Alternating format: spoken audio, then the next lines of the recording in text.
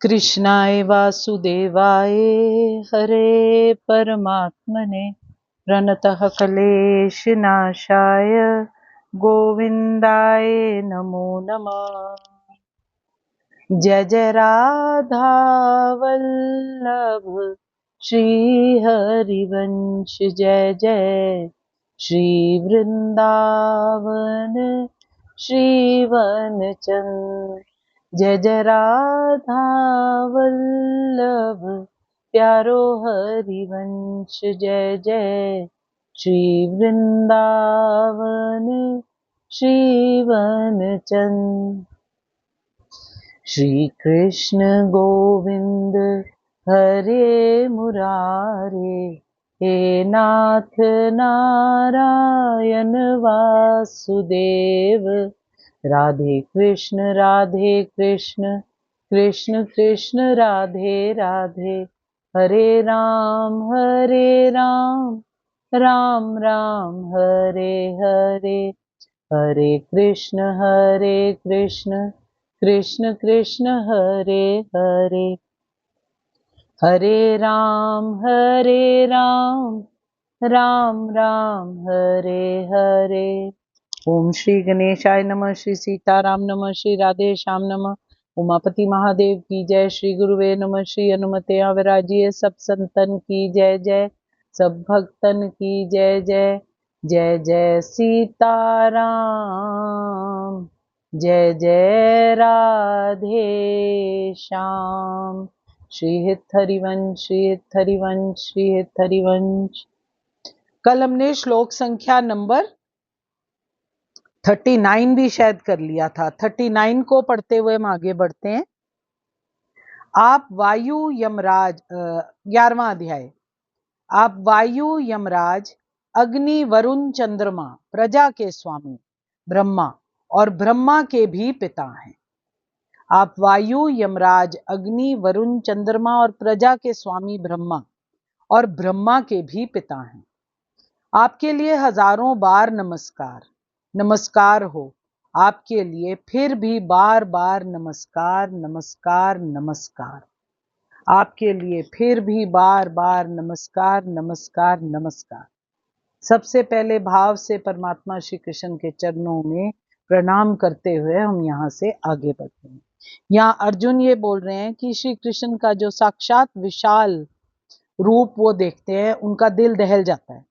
वो विराट रूप देखकर अर्जुन अपनी सुध बुध खो बैठा है। वो स्वयं को नियंत्रित करने का प्रयास करता रहता है, परंतु वो रियलाइज करता है कि वो तो ब्रह्मा जी के भी पर ब्रह्मा जी से भी ऊपर है। ब्रह्मा जी तो उन्हीं के नाभि कमल से पैदा हुए हैं। भावनाओं को नियंत्रण करने की कोशिश कर रहा है अर्जुन यहाँ पर, परंतु वो भगवान जी के विशाल रूप को देखकर क्या अपने भावनाओं को नियंत्रण में ला सकेगा? ऐसा भयंकर और विशाल रूप देखकर केवल नमस्कार में उसका सिर नीचे झुकता है और वो भगवान जी को बोलता है, आपके लिए हजारों बार नमस्कार नमस्कार नमस्कार। आपके लिए फिर भी बार बार नमस्कार नमस्कार नमस्कार। आप वायु हैं, आप परम नियंता भी। आप अग्नि हैं, जल है और चंद्रमा भी। आप आदि जीव ब्रह्मा हैं और आप पर पितामह हैं। अतः आपको हजार बार नमस्कार है, पुनः पुनः नमस्कार है, नमस्कार है, नमस्कार है। श्लोक संख्या नंबर 40। हे अनंत सामर्थ्य वाले, आपके लिए आगे से और पीछे से नमस्कार है। हे सर्वात्मन, आपके लिए सब ओर से नमस्कार हो, क्योंकि अनंत पराक्रमशाली आप सब संसार को व्याप्त किए हुए हैं। इससे आप ही सर्वरूप हैं। नमस्कार करते हुए नतमस्तक अर्जुन श्री कृष्ण को क्या बोलते हैं? आपको आगे पीछे और चारों ओर से भगवान श्री कृष्ण नमस्कार है। हे असीम शक्ति, आप अनंत पराक्रम के स्वामी हैं, आप सर्वव्यापी हैं, अतः आप सब कुछ हैं। श्री कृष्ण के प्रेम से अभिभूत होकर जो उनका मित्र अर्जुन यहाँ पर जिसकी हम बात सुन रहे हैं, सभी दिशाओं से उनको नमस्कार कर रहे हैं। वह स्वीकार करते हैं कि श्री कृष्ण समस्त बल और पराक्रम के स्वामी हैं और युद्ध भूमि में एकत्र समस्त योद्धाओं से कहीं अधिक श्रेष्ठ हैं। विष्णु पुराण में भगवान जी के बारे में कहा गया है, योगयम त्वागतो देव समीपम देवता गणः सत्वमेव जगत सृष्टा यतः सर्वगतो भवान। आपके समक्ष जो भी आता है, चाहे वो देवता ही क्यों ना हो, हे भगवान, वो आपके ही द्वारा उत्पन्न है। अर्जुन भगवान जी को यहाँ पर सर्व के नाम से संबोधित करते हैं और वो ये दिखला रहे हैं कि आप सबके स्वामी हैं, आप आत्मा हैं, सर्वव्यापी हैं और सर्वरूप हैं। इसीलिए मैं आपको आगे पीछे ऊपर नीचे दाहिने बाएं सब ओर से नमस्कार करता हूं, क्योंकि ऐसा कोई स्थान नहीं है जहां पर आप ना हो मेरे परमात्मा। अतएव सर्वत्र स्थित आपको मैं अब सब ओर से प्रणाम करता हूं। अतएव सर्वत्र स्थित आपको मैं अब सब ओर से प्रणाम करता हूं। साधारण मनुष्यों की भांति आपका विक्रम परिमित नहीं है, लिमिटेड नहीं है, आपका अपरिमित पराक्रमशाली है। अर्थात आप जिस प्रकार से शस्त्र आदि के प्रयोग की लीला कर सकते हैं, वैसा प्रयोग का तो कोई अनुमान भी नहीं लगा सकता। इस कथन से उनकी सर्वता को सिद्ध करता है अर्जुन। अभिप्राय यहाँ पर यह है कि आपने संपूर्ण जगत को व्याप्त कर रखा है मेरे परमेश्वर। विश्व में शूद्र से भी शूद्रतम, अनुमात्र से भी अनुमात्र कोई भी ऐसी जगह या वस्तु नहीं है जहां और जिसमें आप ना हो। अतएव सब कुछ आप ही हैं। वास्तव में आपसे पृथक जगत में कोई भी वस्तु नहीं है, यही मेरा निश्चय है। श्लोक संख्या नंबर 41 एंड 42। हरे कृष्णा। आपके इस प्रभाव को ना जानते हुए आप मेरे सखा हैं ऐसा मानकर प्रेम से अथवा प्रमाद से मैंने श्री कृष्ण, हे यादव, हे सखे, इस प्रकार जो कुछ भी बिना समझे हठात आपको कहा है। और हे अच्युत, आप जो मेरे द्वारा विनोद के लिए विहार, शैया, आसन और भोजन आदि में अकेले अथवा उन सखाओं के सामने भी अपमानित किए गए हैं, वह सब अपराध अप्रेम में स्वरूप अर्थात अचिंत्य प्रभाव वाले आपसे मैं क्षमा करवाता हूं। अर्जुन अपने व्यवहार के लिए यहां भगवान जी से क्षमा मांग रहे हैं। मित्रों के बीच में तो नोकझोंक चलती रहती हैं, अटखेलियां चलती रहती हैं। अब अर्जुन को वो सब कुछ याद आ रहा है, अपना व्यवहार, अपना स्वभाव, जो उसने मित्रों के बीच में परमात्मा श्री कृष्ण के साथ बिहेवियर दिखाया था। जब वो श्री कृष्ण को केवल सखा स्वरूप में जानते थे, तब उन्होंने बहुत सी ऐसी हरकतें की थी उनको जो याद आ रही हैं, जो उनको लग रहा है कि मैंने लाइन क्रॉस कर दी, कहीं मैं भूल गया। उस बात के लिए वो शर्मिंदा है और परमात्मा से क्षमा याचना करते हुए कहते हैं। अर्जुन कहते हैं, मैंने बिना सोचे समझे आपको संबोधित कर दिया। हे यादव, हे सखे, हे कृष्ण, जो कुछ भी सोचे समझे बिना मेरे द्वारा विनोद से कभी विहार करते हुए, कभी शैया पर, कभी आसन पर, कभी भोजन खाते हुए, अकेले या सखाओं के सामने मैंने आपको अपमानित किया है, वो सब अपराध अप्रेम में स्वरूप अर्थात अचिंत्य प्रभाव वाले मेरे प्रभु, आपसे मैं क्षमा करवाता हूं। आप मुझे क्षमा कर दीजिए। आपको अपना मित्र मानते हुए मैंने हठपूर्वक कभी आपको हे कृष्ण, हे यादव, हे सखा जैसे संबोधनों से पुकारा है, क्योंकि मैं तो आपकी महिमा को ही नहीं जानता था। मैंने मूर्खतावश या प्रेमवश जो कुछ भी किया है, कृपया उसके लिए हे परमात्मा श्री कृष्ण मुझे क्षमा कर दीजिए। यही नहीं, मैंने कई बार आराम करते समय, एक साथ लेटे हुए या साथ साथ खाते हुए या बैठे हुए, कभी अकेले तो कभी अनेक मित्रों के समक्ष आपका अनादर कर दिया है। हे अच्युत, हे मेरे स्वामी, मेरे उन समस्त अपराधों को आप क्षमा करें। विराट स्वरूप के दर्शन करते समय अर्जुन ने जो भगवान जी के अतुलनीय तथा अप्रेम में ऐश्वर्य, गौरव, गुण और प्रभाव को प्रत्यक्ष रूप से देखा, उसी को लक्ष्य करके वो भगवान जी को दो नाम से पुकारते हैं, महिमानम और एक इदम। ये दो वर्ड्स उसने यूज किए हैं। अर्जुन बोलते हैं कि आपको जो महात्म्य मैंने अभी प्रत्यक्ष देखा है, उसे यथार्थ ना जानने के कारण ही मैंने आपके साथ बहुत बार अनुचित व्यवहार किया है प्रभु। अनजाने में किए हुए मेरे उन अपराधों को आप अवश्य क्षमा कर दीजिए। आपकी अप्रतिम और अपार महिमा को मैं नहीं जानता था, और इसको न जानने के कारण मैंने आपको अपनी बराबरी का मित्र मान रखा था। इसलिए मैंने बातचीत में कभी आपके महान गौरव और सर्व पूज्य महत्व का ख्याल नहीं रखा। अतः प्रेम और प्रमाद से मेरे द्वारा निश्चय बहुत बड़ी भूल हो गई। हे प्रभु, बड़े से बड़े देवता और महर्षिगण जिन आपके चरणों की वंदना करते हैं, वो उनका सौभाग्य समझते हैं। मैंने उन आपके साथ बराबरी का बर्ताव किया है। अब आप इसके लिए अपनी दयालुता से मुझे कृपया क्षमा प्रदान कीजिए। यद्यपि अर्जुन के समक्ष श्री कृष्ण अपने विराट रूप में है, किंतु उसे तो श्री कृष्ण के साथ केवल अपना मैत्री भाव याद है। उसको याद ही नहीं है कि ये कुछ और भी हो सकते हैं। इसलिए वो मित्रता के कारण होने वाले अनेक अपराधों को यहाँ क्षमा करने के लिए भगवान जी से प्रार्थना कर रहे हैं। वो स्वीकार करते हैं कि पहले उसे ज्ञान ही नहीं था कि श्री कृष्ण ऐसा विराट रूप भी धारण कर सकते हैं। वो तो उनको अपना मित्र और सखा ही समझता जा रहा था। यद्यपि मित्र के रूप में श्री कृष्ण ने उसे ये समझाया था कि उनका रूप अनंत है, फिर भी वो उनकी बात नहीं बिलीव करता। इसीलिए वो विभूतियों के बाद अब उसको रूप का दर्शन कराते हैं।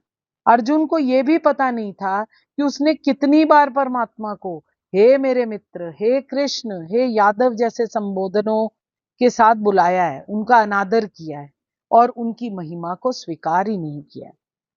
अर्जुन प्रेम या प्रेम प्रमादवश जिन अपराधों को अपने द्वारा होना मानते हैं, यहाँ वो इन पदों का प्रयोग करके स्पष्टीकरण कर रहे हैं और कह रहे हैं कि हे प्रभु, कहाँ आप और कहाँ मैं तो इतना मूढ़मती हो गया था कि आप परम पूजनीय परमेश्वर को मैं अपना मित्र ही मानता रहा।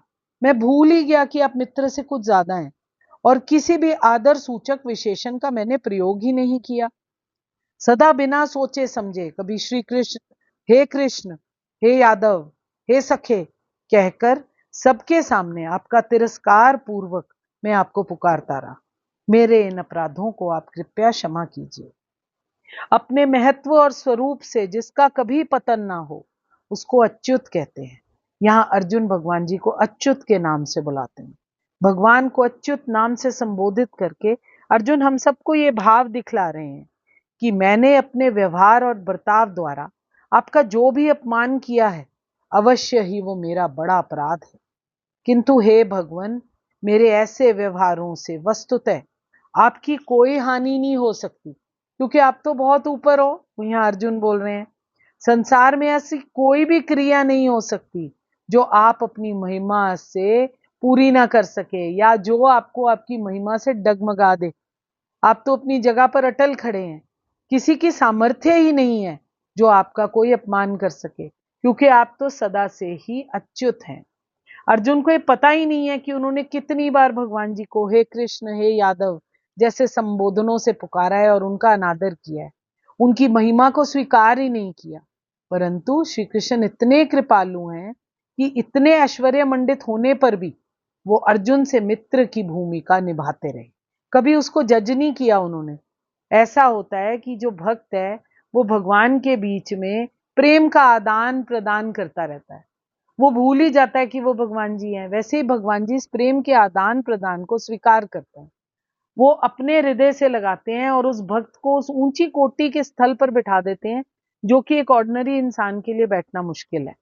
अर्जुन को उन्होंने वहीं पर बिठाया था, और अर्जुन अब रियलाइज कर रहा है कि भगवान जी ने उनको कितनी रिस्पेक्ट और कितनी अपने भक्त का स्थान दिया है। इसीलिए वो बोल रहा है कि किसी का तो सामर्थ्य ही नहीं है जो आपका अपमान कर सके, क्योंकि आप तो सदा ही अच्युत हैं। पिछले श्लोक में अर्जुन बहुत से अपराधों का स्पष्टीकरण कर रहा था। अब इस श्लोक में यहाँ पर वो अपने व्यवहार से जो उसने अपराध किए हैं वो उन अपराधों का वर्णन कर रहा है।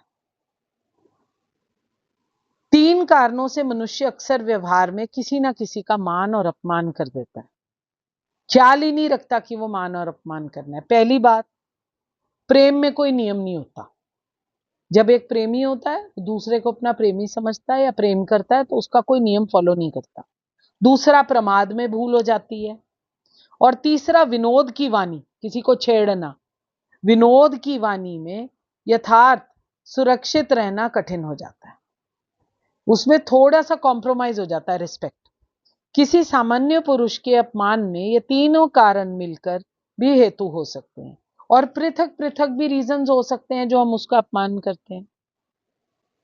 इनके द्वारा अर्जुन उन सब अवसरों का वर्णन कर रहे हैं जिनमें वे अपने और भगवान का अपमान होना मानते हैं, अपने द्वारा भगवान का अपमान होना मानते हैं, एक्सेप्ट करते हैं कि मैंने भगवान जी को कुछ ज्यादा बोल दिया जो मुझे बोलना नहीं चाहिए। वे कहते हैं कि एक साथ चलते फिरते, बिछौने पर सोते हुए, ऊंचे नीचे या बराबरी के आसनों पर बैठते और खाते पीते, हर समय मेरे द्वारा आपका जो जो मैंने बार बार अनादर किया है, फिर वो चाहे एकांत में मैंने अनादर किया हो या सब लोगों के सामने, मैं अब उसको बड़ा अपराध मानता हूं और ऐसे प्रत्येक अपराध के लिए मैं आपसे क्षमा चाहता हूं। भगवान श्री कृष्ण के साथ सोने, बैठने, घूमने, बातचीत करने, भोजन आदि करने में मेरा उनका ऐसा सहज स्वभाव हो गया था कि मैं कभी कभी उनको हे मित्र तुम बड़े सच्चे बोलने वाले हो ऐसा कहकर आक्षेप भी कर देता था। परंतु वे महात्मा प्रभु अपने बड़प्पन के अनुसार मुझ कुबुद्धि को, उन समस्त अपराधों को वैसे ही सहते रहते थे जैसे एक मित्र अपने क्लोज मित्र के अपराधों को या पिता अपने पुत्रों के अपराधों को सहता रहता है। अर्जुन ने भगवान से उन समस्त अपराधों की क्षमा करने के लिए प्रार्थना की है। अर्जुन कहते हैं, हे प्रभु, आपका स्वरूप और ये महत्व अचिंत्य है, उसको पूर्ण रूप से तो कोई भी नहीं जान सकता। किसी को उसका थोड़ा बहुता ज्ञान हो भी जाए तो वो आपकी कृपा से ही होता है। ये आपके परम अनुग्रह का ही फल है कि मैं जो पहले आपके प्रभाव को नहीं जानता था और आपका अनादर करता रहता था, अब आपके प्रभाव को कुछ कुछ समझ पा रहा हूं। अवश्य ही ऐसी बात नहीं है कि मैंने आपका सारा प्रभाव जान लिया हो, सारा जानने की तो बात ही दूर रही। मैं तो अभी उतना भी नहीं समझ पाऊं जितना आपकी दया मुझे समझा देना चाहती है। पूरा तो मैं ये भी नहीं समझ पाया हूं जो आप मेरे सामने रख रहे हैं, परंतु जो कुछ भी थोड़ा सा समझा हूं उससे मुझे ये भली भांति मालूम हो गया है कि आप सर्वशक्तिमान साक्षात मेरे परमेश्वर हैं। मैंने जो आपकी बराबरी अपने मित्र को मानकर आपसे जैसा भी बर्ताव किया है, उस अपराध के लिए मैं आपसे क्षमा मांगता हूं और ऐसे समस्त अपराधों के लिए मैं आपसे क्षमा चाहता हूं। अपराध क्षमा करने की योग्यता का प्रतिपादन करके भगवान जी अब आगे क्या कहेंगे उसके बारे में हम कल पढ़ेंगे। कृष्णाय वासुदेवाय हरे परमात्मने प्रणतकलेश नाशाय गोविंदाय नमो नमः। आज की वार्ता श्री जी के चरणों में निवेदन करते हुए महाराज जी के श्री चरणों में प्रणाम। आपके हृदयस्थ हित प्रभु भाव प्रभु को नमन। मैं अनपढ़ अल्पज्ञ से गहन विषय को छूने का साहस नहीं कर सकती थी, मेरी क्षमता नहीं है इतनी। इसमें जो त्रुटियां, कमियां और हल्कापन है वो मेरी अपात्रता और अल्पज्ञता के कारण है। विज्ञ जन मुझे नासमझ समझकर क्षमा कर दीजिएगा। जो कुछ भी इसमें अच्छा है वो मेरे तात चरण, मेरे सदगुरु महाराज का प्रसाद है, उसे स्वीकार कीजिए। यदि किसी को कुछ अच्छा लगे तो अपने ठाकुर जी से प्रार्थना करने की कृपा करें। हम सबको रसरूपा भक्ति प्राप्त हो, हम सबको रसरूपा भक्ति प्राप्त हो, हम सबको रसरूपा भक्ति प्राप्त हो। मैं आपके हृदय प्रेम प्रभु को नमस्कार करती हूँ। कोई भूल त्रुटि हो तो क्षमा कीजिएगा। जय जय सीताराम, जय जय राधे श्याम, जय जय श्री हित हरिवंश, श्री हित हरिवंश, श्री हित हरिवंश। राम राम जी सबको जय जय राम। राम राम जी सबको, राम राम जी सबको, राम राम।